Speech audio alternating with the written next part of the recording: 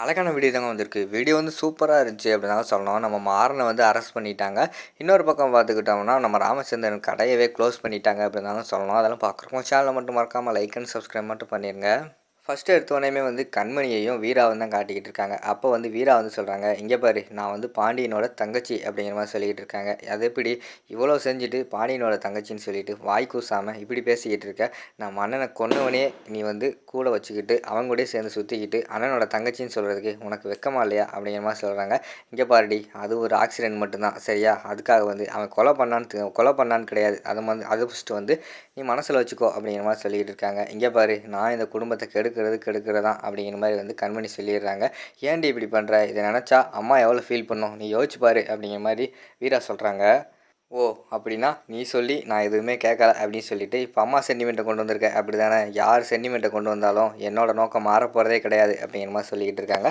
பரவாயில்ல, உன்னை பார்த்து வளர்ந்தவ, நீ சொல்லி கொடுத்து வளர்ந்தவ நான் தானே, நீ என்னென்ன பண்ணுவ, எந்த நேரத்தில் எப்படி இருப்ப எல்லாமே எனக்கு தெரியும், நீயா நானான்னு பார்த்துருவோம் அப்படின்னு சொல்லிட்டு அந்த இடத்துல வந்து வீரா போகிற மாதிரி தான் காட்டிக்கிட்டு இருக்காங்க. நைட்டு வந்து எல்லாருமே படுத்து தூங்கிட்டு இருக்காங்க.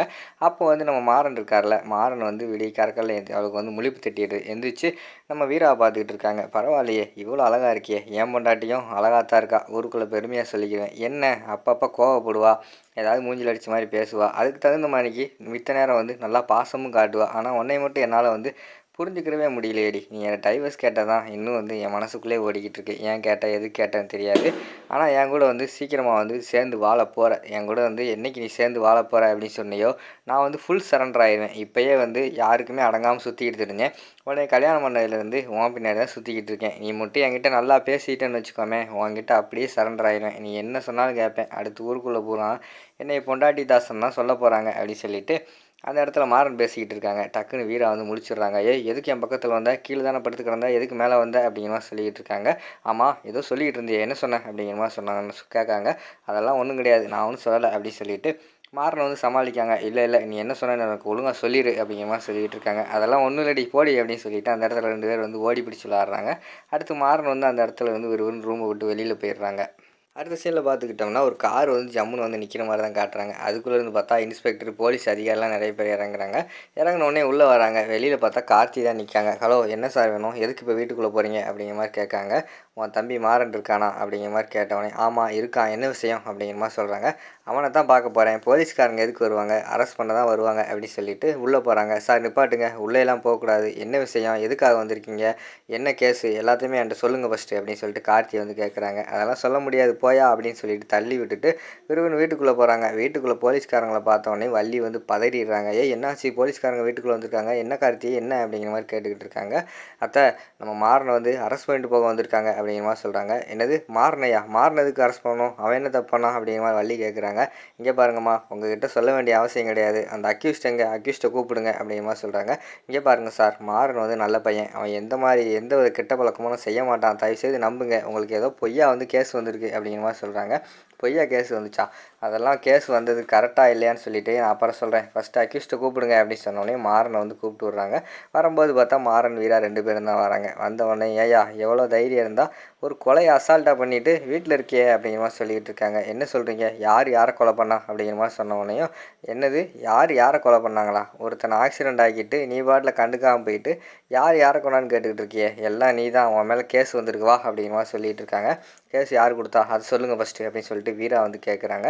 யாருமா நீ தான் வந்து பாண்டியனோட தங்கச்சியா அப்படிங்கிற மாதிரி சொன்னோன்னே ஆமாம் பாண்டியனோட தங்கச்சி மிஸ்ஸஸ் மாறன் அப்படிங்கிற மாதிரி சொல்கிறாங்க. ஓ நீதாம்மா நியாயப்படி பார்த்தா இவன் மேலே கம்ப்ளைண்ட் கொடுத்துருக்கணும், அதை விட்டுவிட்டு நீ வந்து கேஸ் யார் கொடுத்தான்னு கேட்டுக்கிட்டு இருக்கே அப்படிங்கிற மாதிரி சொல்கிறாங்க. சார் அதை விடுங்க, இப்போ யார் கேஸ் கொடுத்தா அதை முதல்ல சொல்லுங்கள் அப்படிங்கிற மாதிரி கேட்காங்க. அதெல்லாம் உனக்கு தேவையில்லை, அப்படி உனக்கு டீட்டெயில் வேணா நீ வந்து போலீஸ் ஸ்டேஷனில் வந்து பார்த்துக்கோ, இப்போ நான் அரெஸ்ட் பண்ணிட்டு போகிறேன் அப்படிங்கிற மாதிரி சொன்னோன்னே அவனை அரெஸ்ட் பண்ண விட மாட்டோம் அப்படிங்கிற மாதிரி சொல்லி தடுத்துக்கிட்டு இருக்காங்க.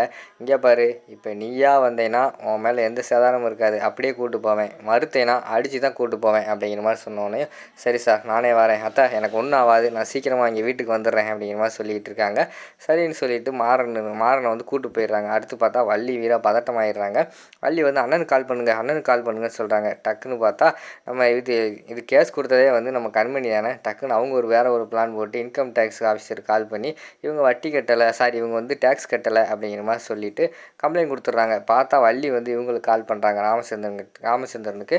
ராமச்சந்திரன் வந்து கால் எடுக்க போகிறாங்க. டக்குன்னு பார்த்தா எடுத்துங்க, எல்லோரும் ஃபோனை கொடுங்க, கடையை மூடுங்க அப்படின்னு சொல்லிட்டு இன்கம் டேக்ஸ் ஆஃபீஸர் வந்து வந்துடுறாங்க. வந்தோடனே என்ன சார் ஆச்சு, என்னாச்சுன்னு கேட்டோடனே, சார் ஒழுங்காக வந்து நீங்கள் டேக்ஸ் கட்டலன்னு சொல்லிட்டு எங்களுக்கு கம்ப்ளைண்ட் வந்திருக்கு, சும்மா செக் பண்ண வந்திருக்கோம், அக்கௌண்ட்ஸ் யார் அப்படிங்கிற மாதிரி கேட்டோன்னே, எங்கள் மருமக தான், அந்த பொண்ணு இனிமேல் தான் வீட்டை விட்டு வரும் அப்படிங்கிற மாதிரி சொன்னோன்னே, சரி எல்லாத்தையும் பூட்டுங்க, யாரும் உள்ளே போகக்கூடாது, வெளியில் வரக்கூடாது, செல்லெல்லாம் கொடுங்கன்னு சொல்லிட்டு செல்லெல்லாம் வாங்கி வச்சிடுறாங்க.